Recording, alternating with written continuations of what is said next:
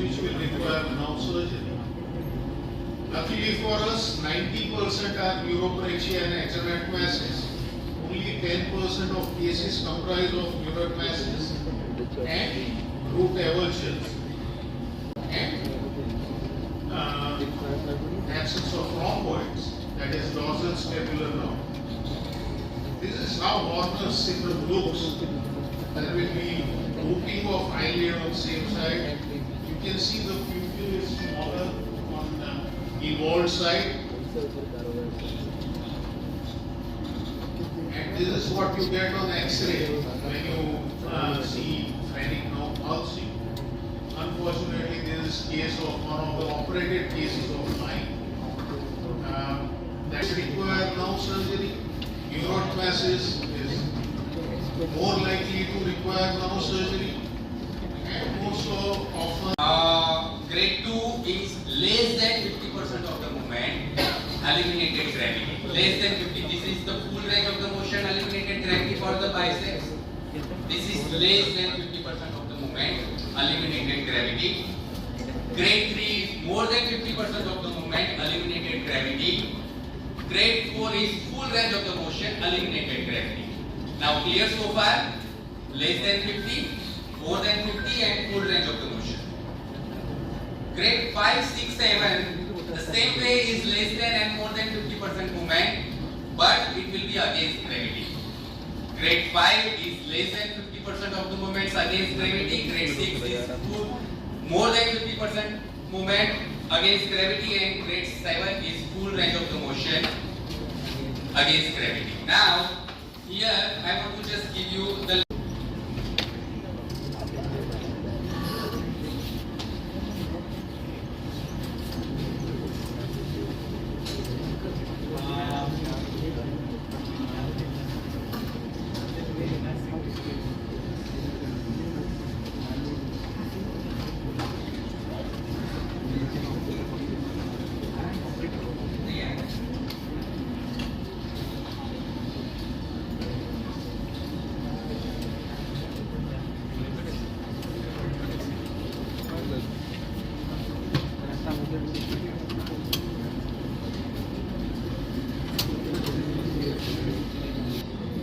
encouraging her to move her arm in a sideways direction, her shoulder abduction with gravity eliminated can be tested.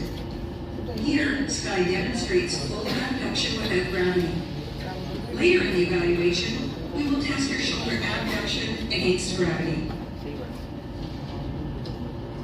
Shoulder adduction with gravity eliminated, Sky's arm is fully abducted. Then Sky is simply asked to bring her arms to her side. Since she is demonstrating strong adduction, she achieves a score of 7. It is not practical to test this movement against gravity. Elbow extension against gravity is also determined in a supine position.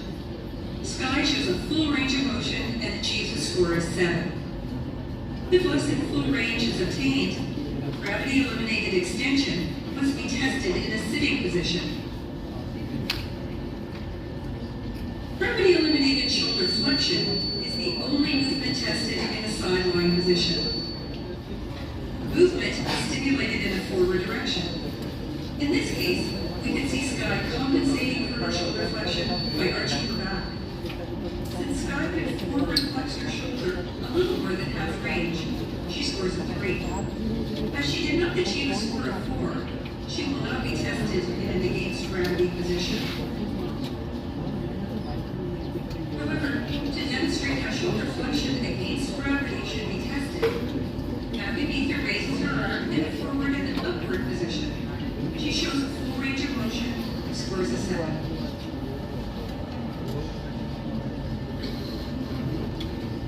To test shoulder abduction against gravity, stimulate sideways movement of the arm.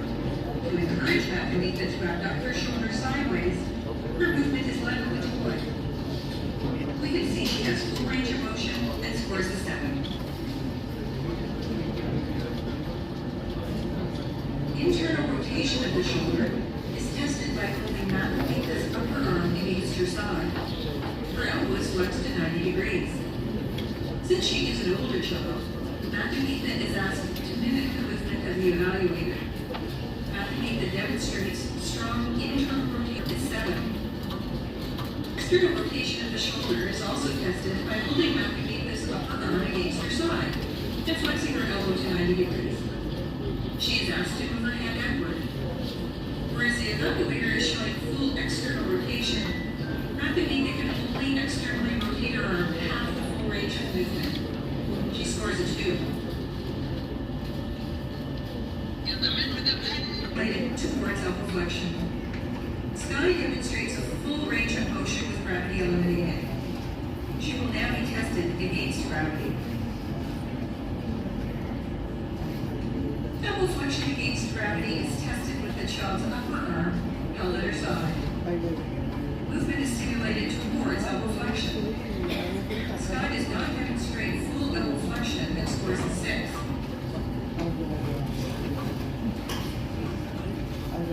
If we check Sky's range passively, we can observe full range of motion.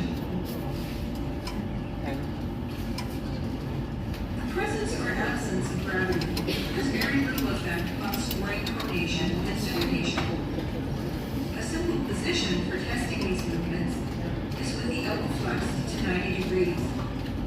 Pronation is stimulated by stroking the hand in a downward direction. Happening this movement is approximately half range. Her score for pronation is 2.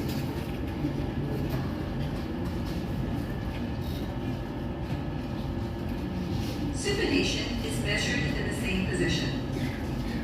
Since Padmini's supination is just over half range, her score is 3.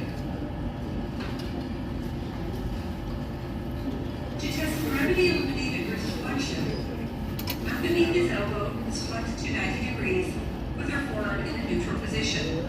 She reaches for a sticker that is offered to the palmar side of her hand.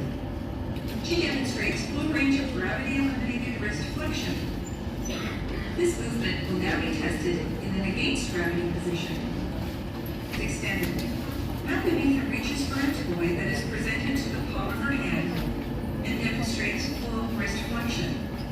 She scores a 7.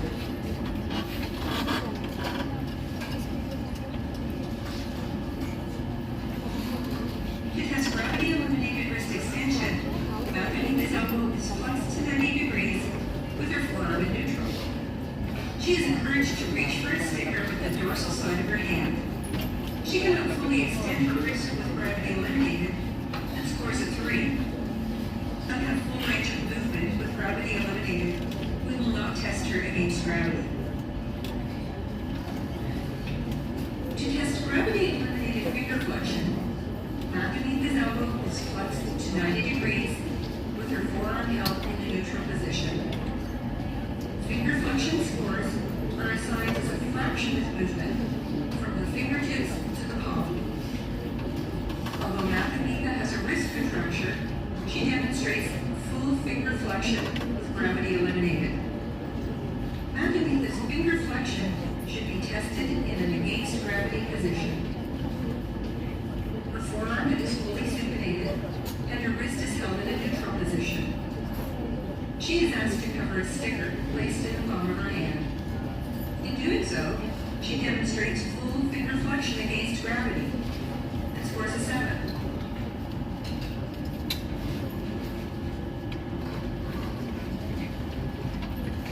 Padmini's elbow is flexed to 90 degrees with her forearm in neutral. When she is asked to open her fingers, she demonstrates full gravity eliminated finger extension of the metacarpal phalangeal and the wrist held in a neutral position. Once again, Padmini is asked to lift up her fingers. She achieves full finger extension against gravity and scores a 7. Padmini is directed to reach for a sticker placed at the base of her little finger. Movement is observed at the thumb's MCP joint. Padmini demonstrates full thumb flexion and scores a 7. Scores a 7.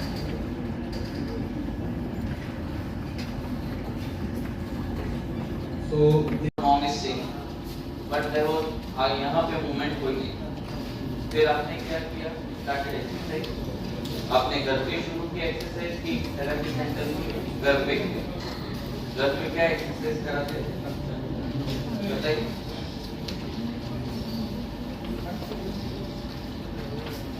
हाँ, so mom is doing the right thing, wrist and shoulder movement, and yeah, so she is typically rule of 5 kind of exercise. तो अभी भी आप ये exercise करते हो, कितने time करते हो?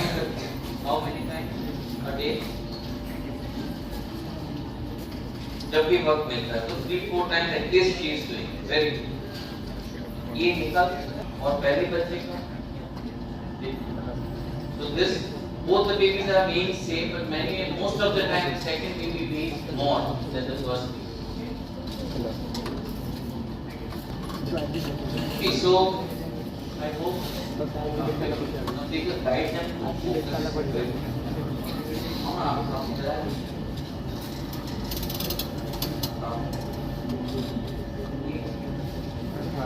ये देखने का many a times in very young children, the baby child who give a spontaneous movement. That is one way. If the child is very not showing any movement, child is kind of asleep, then you can elicit the Moro's reflex, and that will give you the movement. Now,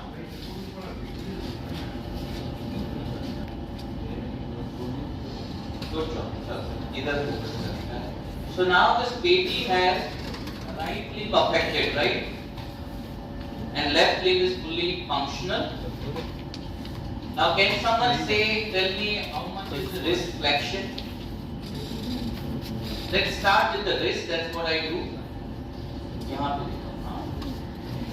So first you turn the wrist like this and try to put something here, and child will have a tendency to grab it. Child is doing wrist flexion up to this point, a little less than full. You can say it is full, so I would score it 4, right? And then to see anti-gravity wrist flexion, child is having complete wrist flexion, so this will be plotted as wrist flexion as 7. Okay. Now let's look at the fingers. So you scratch here and child is doing complete flexion, you can see. And even against gravity eliminated, and against gravity child can touch the fingers to the palm. So this is scored as 7 as well. Now we look at the thumb. You see, thumb is extending and child is touching it completely against gravity. So finger, thumb and wrist flexion is full. So which trunk is not involved here? So it is not either N3 or N4, right? Now we have to look into extension to see whether child is having Narakas 2 or 1. So let's look at the wrist and finger extension. So again you turn the limb on sideways and try to stretch the dorsum. Sometimes you just open and see, but mostly you stretch here and child will be able to demonstrate. You see, child is doing a little bit of wrist extension. Many a times you might have to do it multiple times,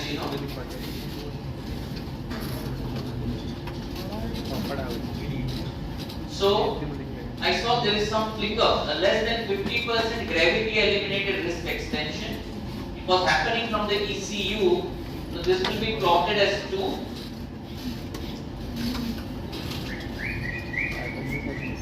And you see this finger.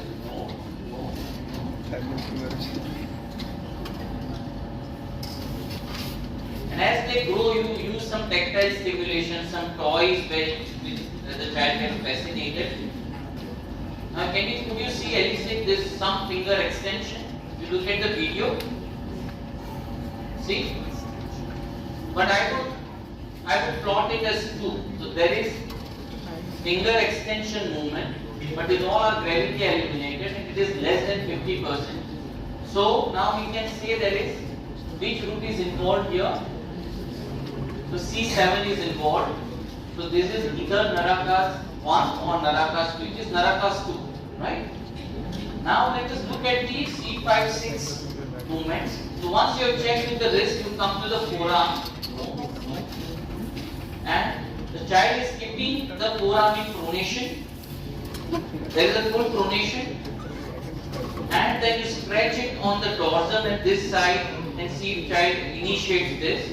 But there is no supination at all. So pronation will be scored as 7.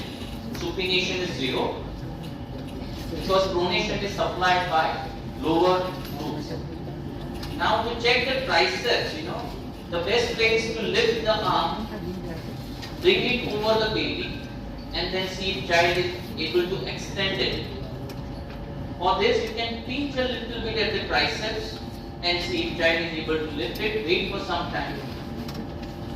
I assume the child would have some movement because there is a bit deeper triceps squeeze I can see here. So I can see some flickers in triceps but not a true movement. So I would just plot it as 1. So all the C7 supplied muscles, triceps, wrist, finger extension is not working. So C7 group is involved. Now coming to the elbow flexion. Now you see the gravity eliminated elevation child is doing. So this elevation can be plotted as 3. It is not full. So now we will not check gravity against gravity elevation.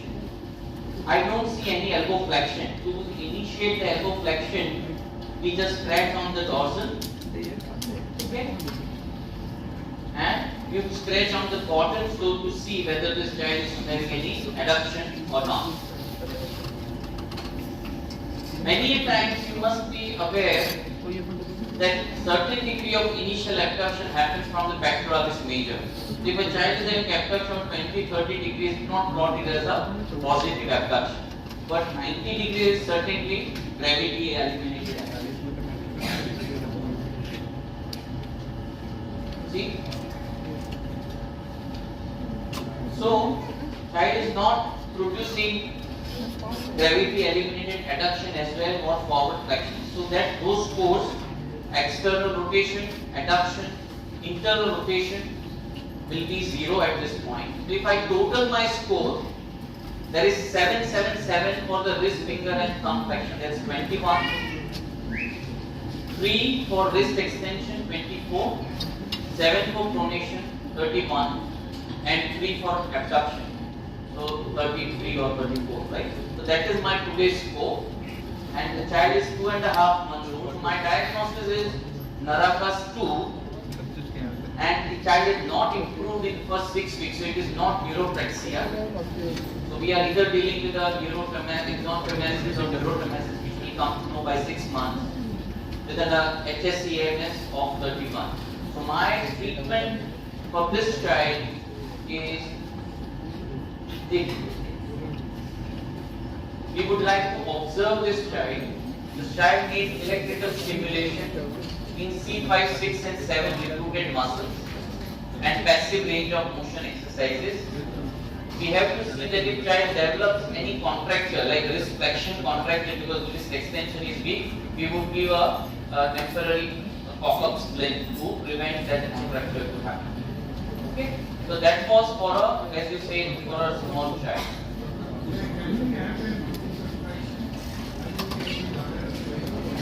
Yes. Yeah.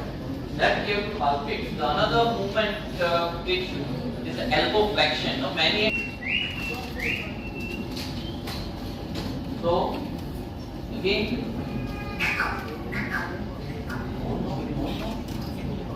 So again, if we quickly run through this, child is with good extension and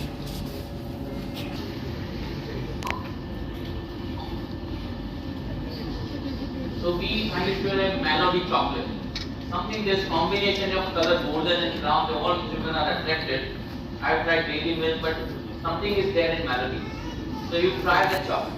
And every child, if she is doing complete wrist, the child is doing elbow flexion with this in pronation. So I am not completely convinced. If we put her down, she would start crying. So let's see if I can gather some information when she is up. So she is doing elbow flexion as well. things I would like to know is whether she has active supination or not, and what is the amount of passive external rotation. Whether she has any interrotation contracture. The best way is to check when the child is lying here, and you check on both the sides to prevent any scapular compensation. And there is one more test known as towel test, and this they like to do the towel test, putting the towel on the top and see whether she is able to snatch it. Sorry, check.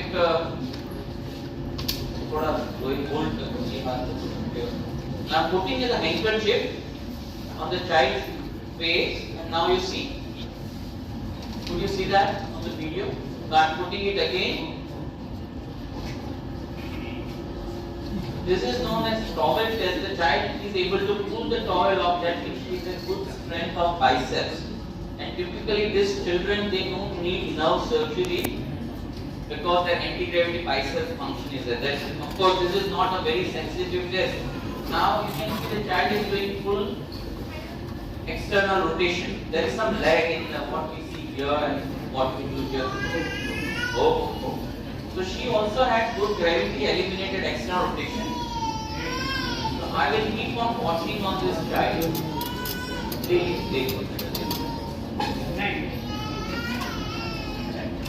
So she has good degrees of gravity eliminated external rotation. My current prescription would be to stimulate C5, 6 and 7. YouTube ये बाप अरे set अरे side अरे side हाँ दिया अरे दिया निश्चित पड़ियो ओहो हो